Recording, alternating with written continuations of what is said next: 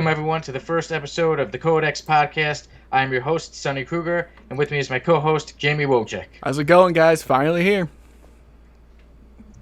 Yep, after all the promos and everything and the trash talk, we're finally here, and we're ready to go. We're ready to talk about comic books. And on today's show, we will go over the topics. One topic that we mentioned was should comic book characters age in real time, and we will also talk about comic book news, what's going on now, and we'll go over the comic books we recommended to each other. I recommended to Jamie The Punisher, Circle of Blood, and he recommended to me Batman White Knight. Yes, I did. Yep, so this is our first episode. So obviously there will be mess-ups, there will be mistakes. Who knows? Maybe a camera might get knocked off. Microphone might be flying at someone's face here shortly. Yeah. Sonny had some technical issues earlier that we will not mention. Yeah, good thing I put it on mute, because I was probably... My language wasn't very colorful, wasn't very comic friendly. But I live and I learn. So I'm here. I'll mess up. I'll be fine. I understand if people laugh. It's part of the game, so don't worry about it. I'm all good. And at least you guys can hear me. So at least I got the microphone to where you can hear what I'm saying. And I'm not just like... You can hear what I say. Yeah. So you want to kind of give us a rundown on your background with comics, like what started you out? Right. Somewhere around there, like, Okay. What was your first memory? What was your first issue you can remember?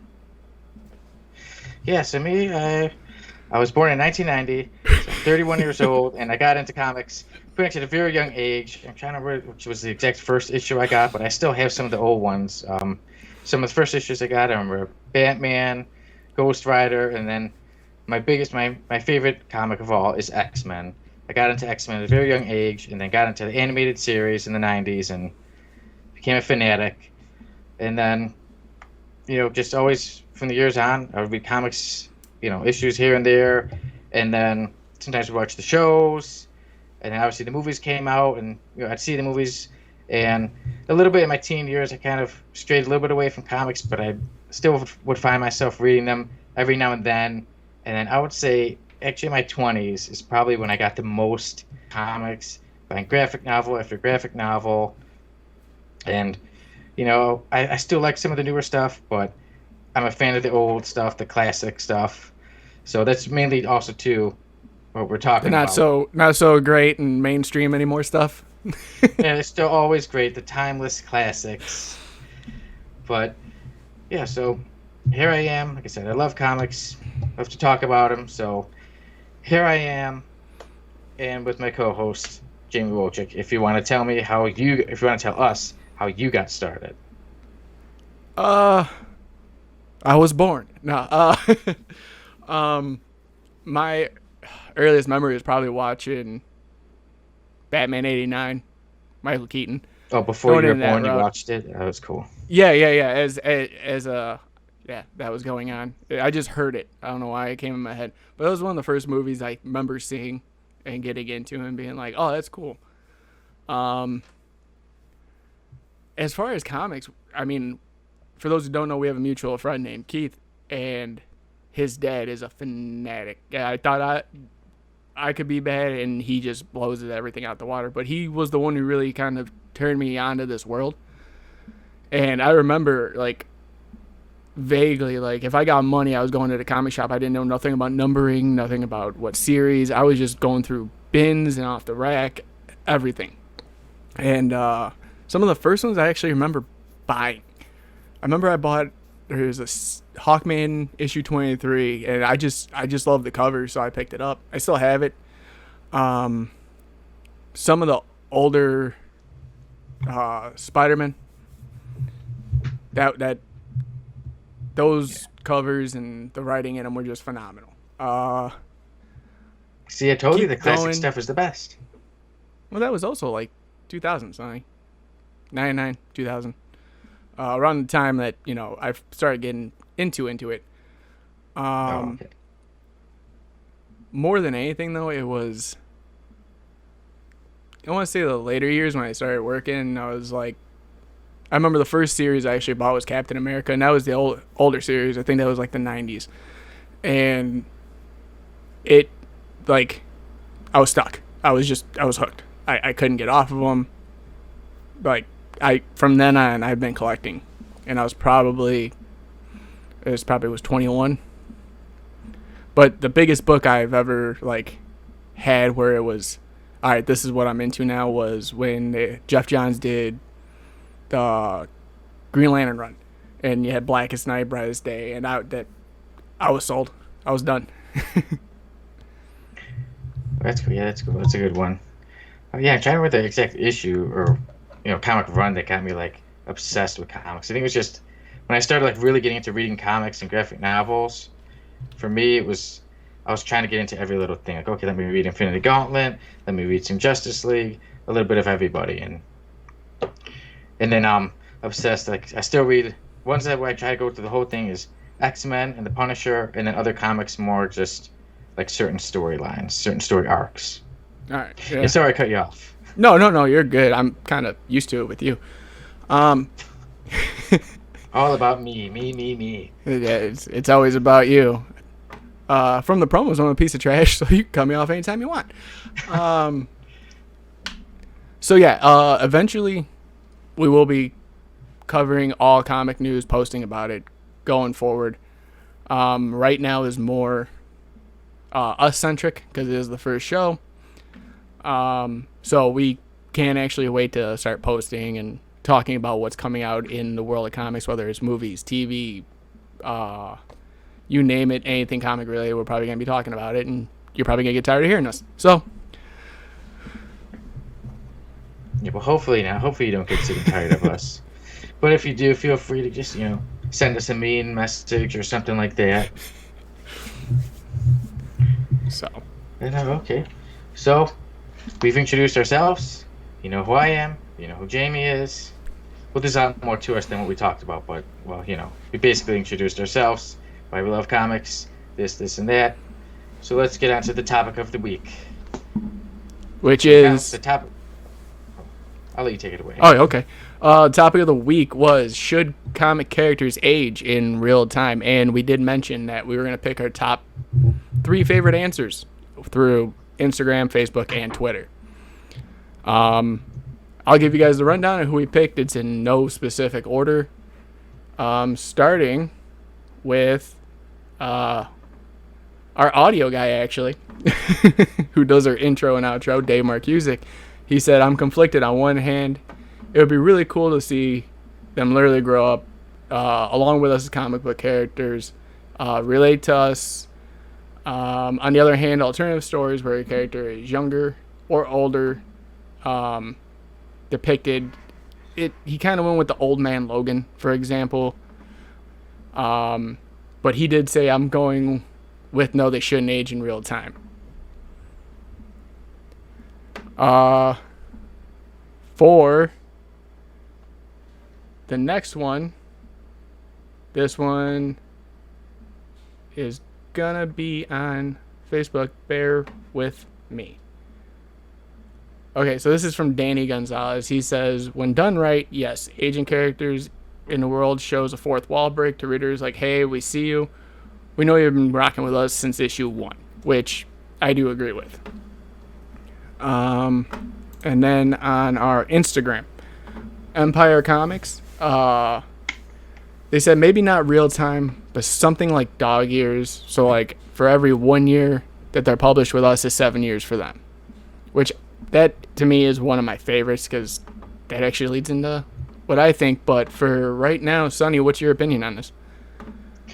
Yeah, like I said, I like all the answers, but yeah, like I said, sometimes it'd be pretty cool. It depends on which character, and if obviously, like I'm somebody, I love storytelling. That's the main thing. If someone can tell a good story and keep the characters aging, then I think it's pretty cool. Like I said, for year after year, you start to see the characters.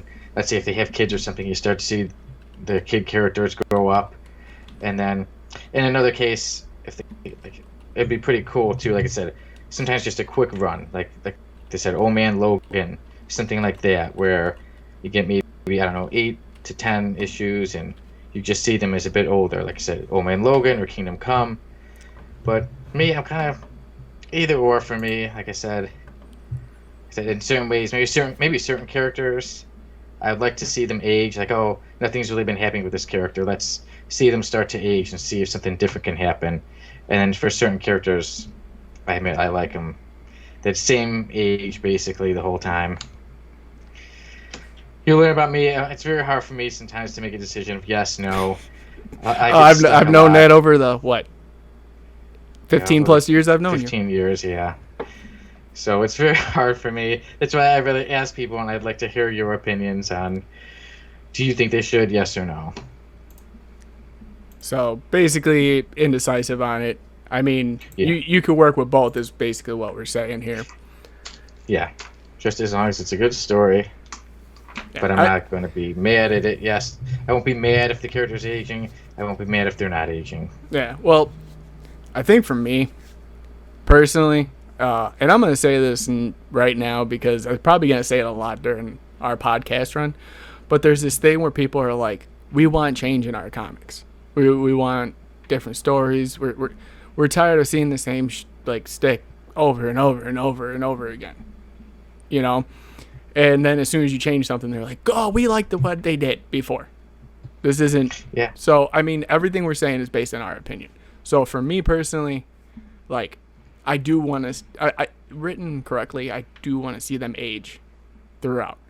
Give it a run and you can have some Elseworld solo stuff on the side. But the main reason is if you think back to, I don't know if you've ever seen the show or picked up the comic, Sonny, but Batman Beyond. Yep, yeah. I haven't read the comic. I want to read the comic. I love the show. Yeah. Basically, if you've seen the show, it's kind of the same resemblance as the comic, but you get old Bruce Wayne, who can't basically be Batman anymore. He can't move. He's walking with a cane. There's really nothing he can do. And then, we bring on Terry McGinnis, who becomes Batman. But what we don't see is that emotional grasp of, okay, he's trying to get out of bed and can't move because of his back, and you had that one little bubble of him saying oh, Bane or something. You don't see him can't grasp a gun because he's got arthritis in both hands. Those emotional points would be more engaging for me. And like I said, me personally, it could be harder for him to get through the everyday stuff. Yeah, exactly. I want to see that Hal Jordan get to the point where he can't either use his ring no more or all the will runs out. I want to get to, I want to see who's the next successor of Batman, after everything's done, whether it is still Terry McGinnis or they get the mantle up and give it to Tim Drake or whoever the newest orphan is that he picks up out of nowhere. Yeah. But, I mean, you think about it, even Aquaman. You have Aquaman and Aqualad, and they'll become Barnacle Man and, what do you call it? Aqualad and Barnacle Boy. But, Mermaid Man. There we go. I was trying to think of it. But they run Bikini Bottom. Stuff like that. Yeah. I want to feel still engaged and feel that emotion of their last hurrah of being a hero. Yes, yeah. That makes sense. Yeah, that's really cool. And yeah, I do like a lot of those stories. And like you said, I don't know why I was forgetting about Batman Beyond. Yeah, I did love Batman Beyond watching it, and I thought Terry McGinnis was a great character. And I'm wondering soon. I'm sure they're gonna make a Batman Beyond movie sometime. They keep hinting at it, but I don't know if that's actually gonna happen. I think it'd be cool with Michael Keaton. They keep bringing it up, but I know you're right. They keep mentioning it. I know one thing. We'll break a little news is that the Flash movie has actually said that he is gonna be in it, and they're bringing back the Batsuit. So I think that'd be cool. That'd be pretty cool. So, yeah. That'd be good. My opinion. Yeah, like I said, just our opinions putting it out there. At least I'm someone I don't like to complain much. Like I said, I just have to read and enjoy comic books. And like you were saying earlier, there's always going to be people who complain.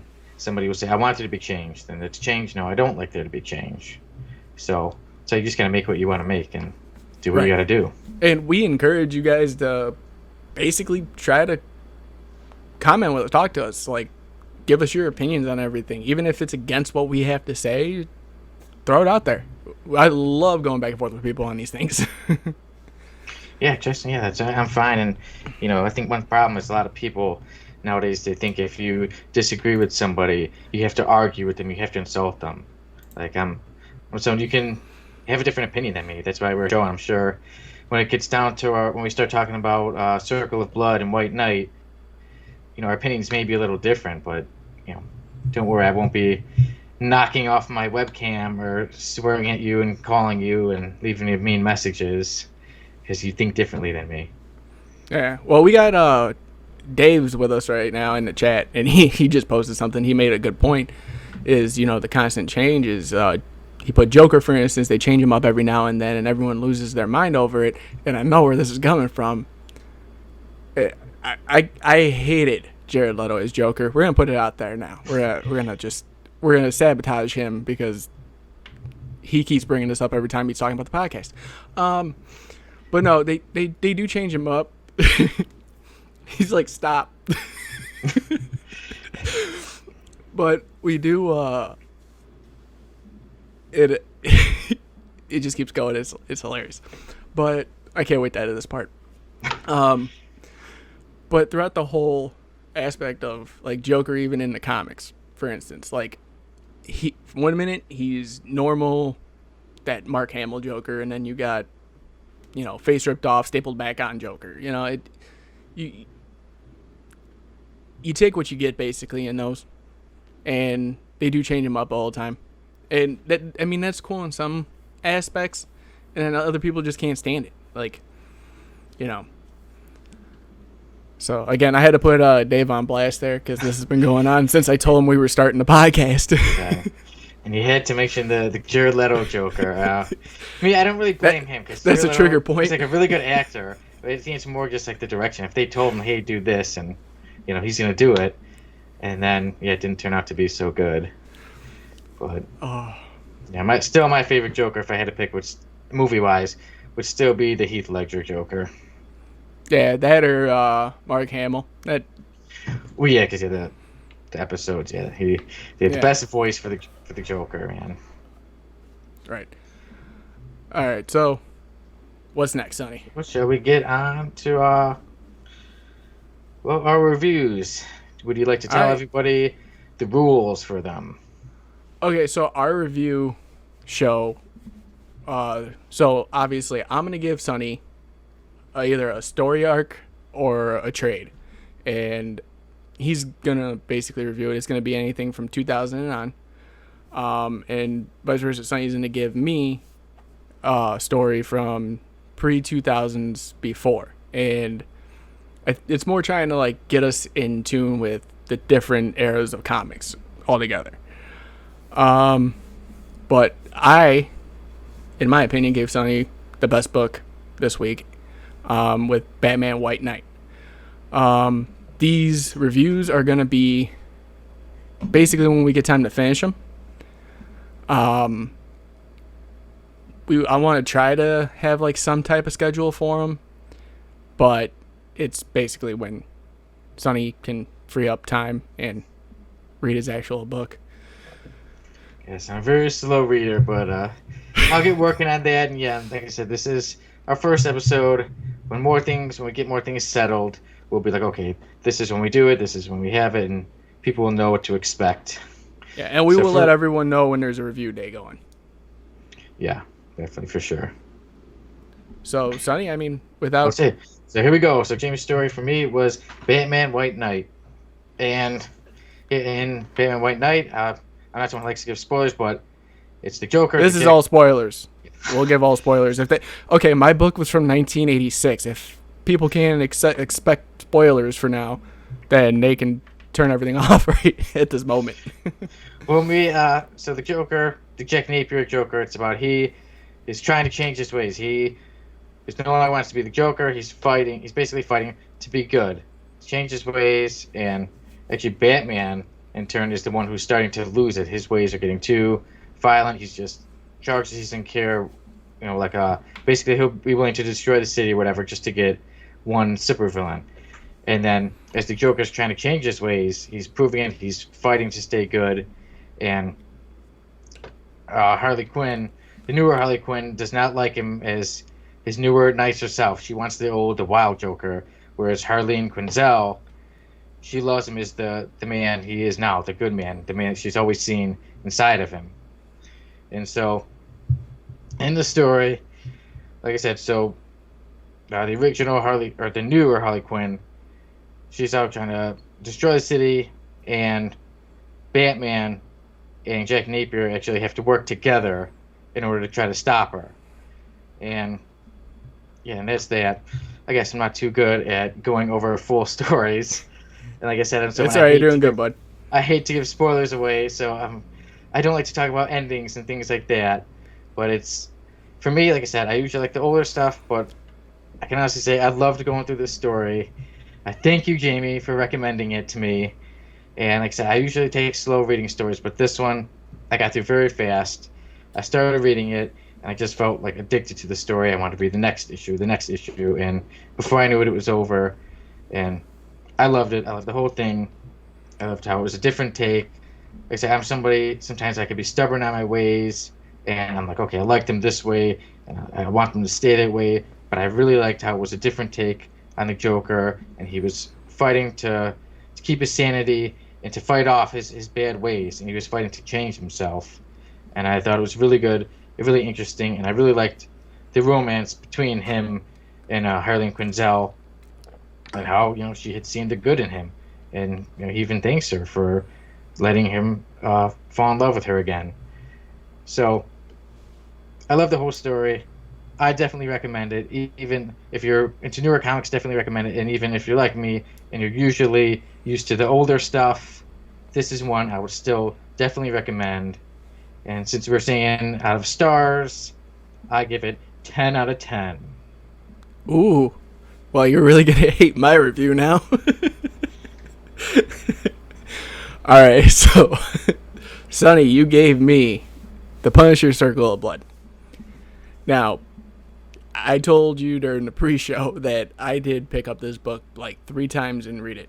And the reason I did that is because I feel like with this story, there was more to the story than what they gave us. Like, there was a amazing story behind what was actually published.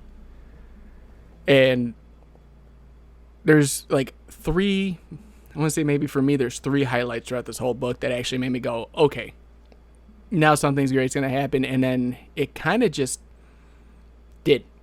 But I could see where they're going, and then they just lost track. And it went on to something else. So,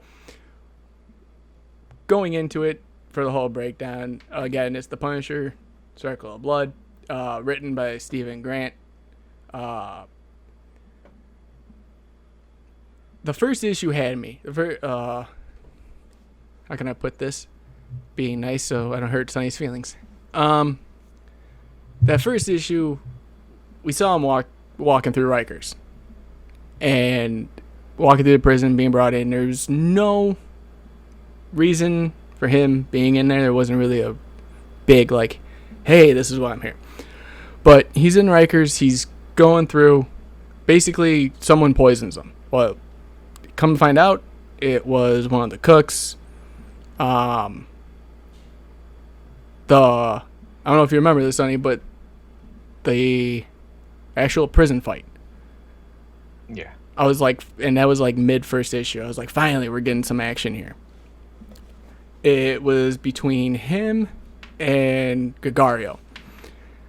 And I felt it could have been better. I want to say to me, when I look at Punisher, I just see the man who just kills people and asks questions later. In this book, it was more like we saw a different side of Frank Castle. Like, completely. But that fight and the end of the first issue where Jigsaw is part of it, and they basically give Punisher like an ultimatum, like, well, we're gonna kill the warden if you don't drop your gun. And he slides the gun into the room, and Jigsaw, as soon as Frank Castle walks in, Jigsaw tries to shoot him, and the gun backfires on him and hits him in the face. And the warden basically tells him about a group that, they're a part of called the Trust, and that they were going to let him go, but they couldn't pardon him. Moving into that second issue, I was like, okay, this is going to build up to something. We got Frank leaving. He's I believe at some point in there, he's trying to figure out what the trust is all about. Come to find out, it's about a bunch of higher ups that believe in the same thing he does. Get rid of the violence because the cops aren't doing it. Yada. There wasn't anything that stuck out to me with that second issue, really. It was more of him finding out what's going on, going through things. I think at the end of that second issue is when we meet Tony. He's part of the mob. He's trying to be a doctor. Frank actually ended up killing his father before, so Tony's uncle tells him, you gotta get revenge on the Punisher. So he's conflicted and finally says, okay, I'm gonna kill Castle. I'm gonna be face to face with him. I'm gonna kill him. I'm not gonna do it behind his back. I'm not gonna do any of this. And I was like, finally picking up a little bit. We're gonna see where this goes. Moving on. I think it was issue 3. We're going after the Kingpin. Frank finds out where he's at, goes in, blasts through the window, finally finds Kingpin. Come to find out it's not the Kingpin, it's an alias. Or somebody else. He lets everybody know that he killed the Kingpin. That way all the mobsters kind of like worry with what they're doing. Moving down there wasn't much until the end again. There was a fight between him and a vigilante that he encountered before but never really mentioned, that's trying to do the same thing, and they fight, but nothing's really done. The vigilante like tries to shoot and misses a kid, and that's about it. That was the issue though, right? Where it was shown like quickly apart. There were quick panels of showing that he was taking out multiple mobsters leading up to that was fake, right? They at that point they had a that was later on. That was I think that was after that.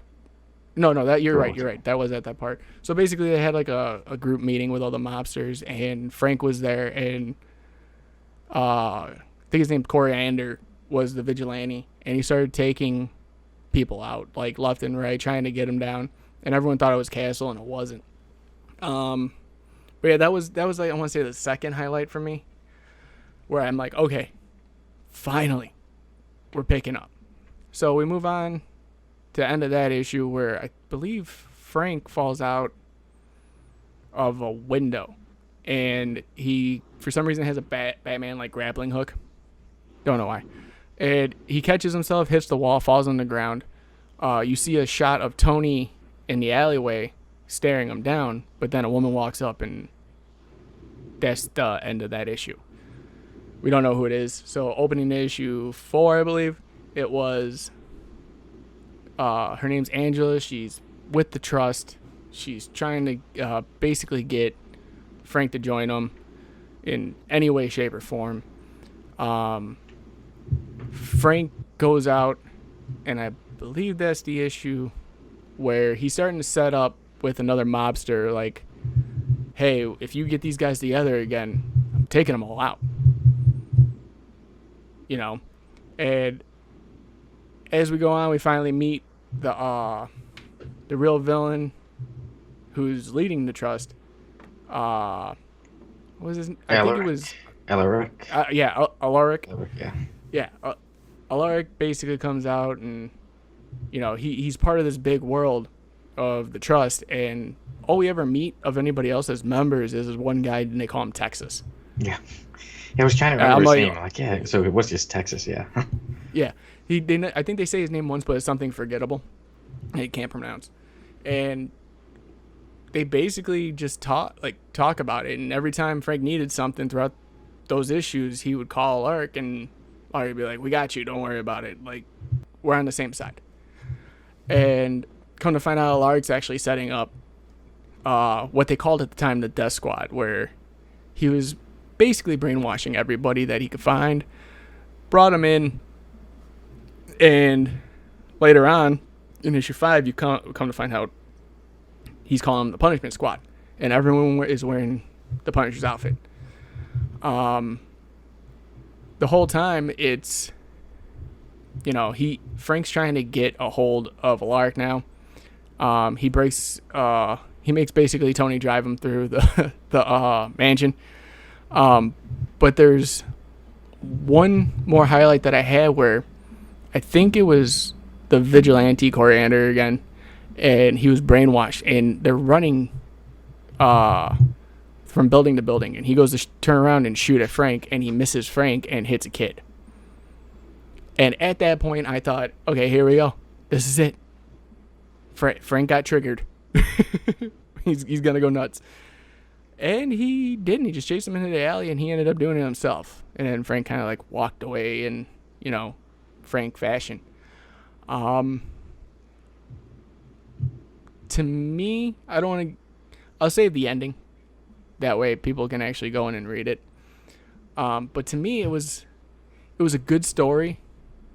I felt like it was pitched better than what we had. Because, like I said before, when you look at Frank Castle, you think he's gonna, like, if you shot a kid, he's gonna kill you. Like, there's no second thoughts coming from him. He's taking somebody out. And in this, you saw more of an emotional side of him. Like, the whole time, at first, I want to say 2 issues, maybe 3. He never said anything about Circle of Blood. And then the last 3 issues, it was like every other page was, oh, the Circle of Blood, this reminds me of that. And then same thing again. And we just kept going and going and falling down this rabbit hole of Circle of Blood, which is fine. It's the name of the book. But for me, looking at it as a Punisher fan aspect of, I read the whole second series. Like, I have all 100, I think it's 120 something issues. And it was a different Frank from the second volume and on. Like, it was, I would say, if you're a massive fan of the Punisher, pick up this book. It's a different view of him. It's a different view of Frank. If you're a normal reader, you can still pick it up. I don't know if it's a good starting off point with how everything's laid out in that book. But for me, this one, I'm going to give it probably a 6.5 for my first book. Boo! Screw you! But that's my honest opinion. Like, it... Wait, you did say 6.5, right? 6.5. It had its moments where I thought, like, hey, this is the moment. Like, this is where he snaps and just starts killing everybody the normal Frank Castle, way. And we never got that. And we're gonna have to do a kill count. I'm gonna have to do a kill count because I remember there being a lot of killing. There was maybe 4 people that he actually killed. There was a lot of deaths. Don't get me wrong, there was a lot of deaths in the book, but I'm saying Punisher as himself maybe killed a handful of people. And I'm used to, like, every other page he's stabbing somebody or hitting someone with a grenade launcher. Like, this is the Frank guy. Wanted more violence. That's Frank Castle. Like, that's the only way you can do it. But yeah, I definitely think it was a good start. I definitely see how it kind of led into the second volume. But there was just so many, like, plot holes where you really couldn't pinpoint how the story was going to go. Because at some point they just left that out. Like, there was no telling of how the trust was formed and who was technically leading it. After Kingpin, his doppelganger died, you didn't have Kingpin in it. Like, coming out at the end being like, ha ha ha, this is my master plan. And you don't need that, but there was no mention of him again after they used him as the, almost like that boy, like, build up. And that's my problem. Is, like, if you're gonna start something in it, finish it. Like, tie it off. You don't have to be like, oh, look, it's the Kingpin. No, you could have someone just come into a room and be like, hey, Kingpin's still alive, guys. He just called me. It doesn't have to be much. Just tie off that end. But yeah, overall, yeah, I did enjoy it, but it wasn't something that blew me away like Frank Castle should have done, and to all those people. So yeah, like me, actually, that was the Circle of Blood was the story that got me started with the Punisher. Like, I mean, obviously, I knew, I would have read an issue here or there, but like, that was the one because I got the Epic Collection, the Punisher Epic Collection, Circle of Blood, Right. and it starts with that. So that's like the one, like the miniseries that got him picked up as his own lead comic book character. And for me, once I read that one Circle of Blood, I was hooked. And I was like, oh, I need to read more. I need to read more. I love the Punisher. I love the style.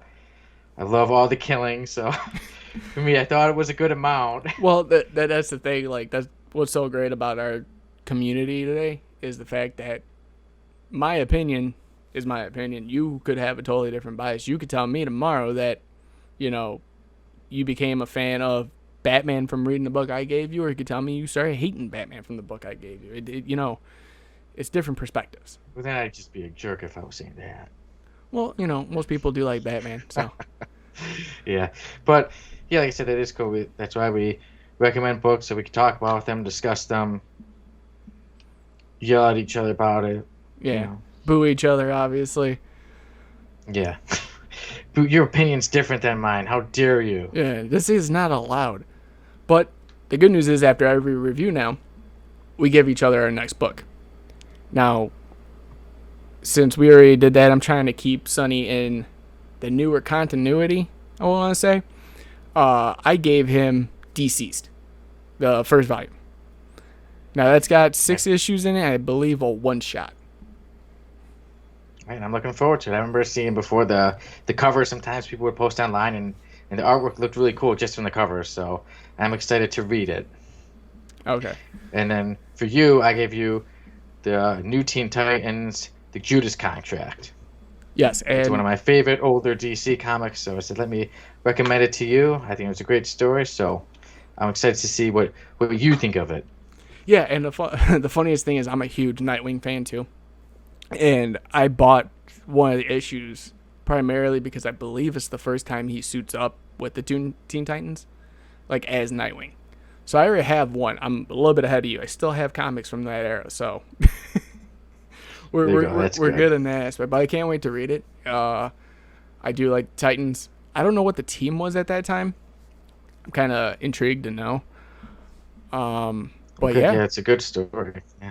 Yeah, like me, I really didn't read much of Teen Titans before that, but it was like a story that online, they try to do, in one case I do like online where you could join communities and you see people recommend stuff, and someone must have talked about the Judas Contract and people were saying, oh, it's so good. So I was like, yeah, let me give it a try. I don't really read Teen Titans, so let me give this one a go, and I read it and I really enjoyed it. So then, I thought, I gave you a Marvel this time, so I'm like, let me give you a DC story for the next time we do a review. Yeah, and that was my aspect too. I was like, I'm gonna give Sonny a Marvel one, and I was like, oh no, I can't. This is too good to pass up because I just remembered it and I don't want to lose it. But yeah, after this book, after you read Deceased and we do that review, I do got a Marvel one in mind for you. So cool. Yeah, and we do plan on keeping this thing going for quite a while. So yeah, there's no end in sight for us. We're gonna be screwing up and laughing at ourselves for well over 100 episodes. Yes. Yep. We did get. We messed up this many times in the first one, and messed up only, a few more times the next time. And episode 7, we had a really bad day. Yeah. Sonny fell out of his chair from sleeping. But real quick, Sonny. Maybe one day I'll do a show in the robe from the promo. Yeah. Dave did bring up a good question. He asked if we'll ever give each other an independent comic to read, and I think that's gonna happen at some point. Because I got a couple that I want to give you, just to broaden the horizon of everybody. Because it's not just the big two, which is DC and Marvel. There's a whole other spectrum out there of independent. But as of right now, we're gonna focus on DC and Marvel for at least a good while, until Sonny tells me he's tired of reading my recommendations and needs something better.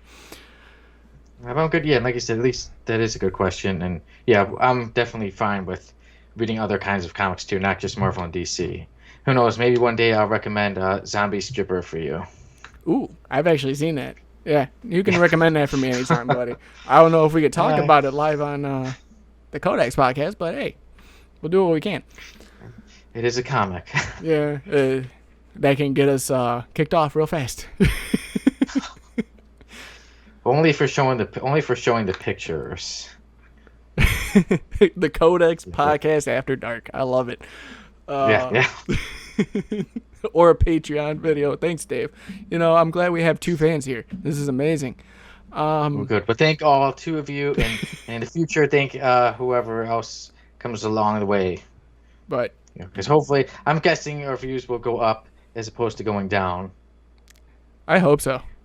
I just gave a Punisher comic a 6.5, so we'll see. But at least I'm a big fan, so yeah. If there's any Punisher fans out there mad at Jamie, feel free to message me, and we can talk trash about Jamie all we want together. Yeah, or DM me. Our names are right underneath. You can come tell me how wrong I am, and I'll tell you how wrong you are. See, I haven't had to wear the Punisher shirt today. Yeah. Well, I got Deadpool riding a kitten unicorn, so I mean I'm a little bit better. Nice. So, but just want to say thank you everyone that tuned in right now. It means a lot, even though there's 2 of you. I love both of you. Yeah, thank you very much. But yeah, I would say that's a wrap for the very first episode of the Codex podcast. Again, don't forget to like, share, subscribe to all of our social medias. And keep an eye out. We'll be posting probably this weekend about the edited version on YouTube and when we're uploading it to Spotify. So from me, thank you guys so much. It's been fun. Can't wait for the second episode.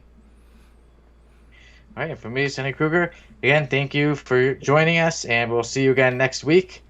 Same time, 5:30. And have a great day. Have a great week. Have a good one, guys. Bye. Take care.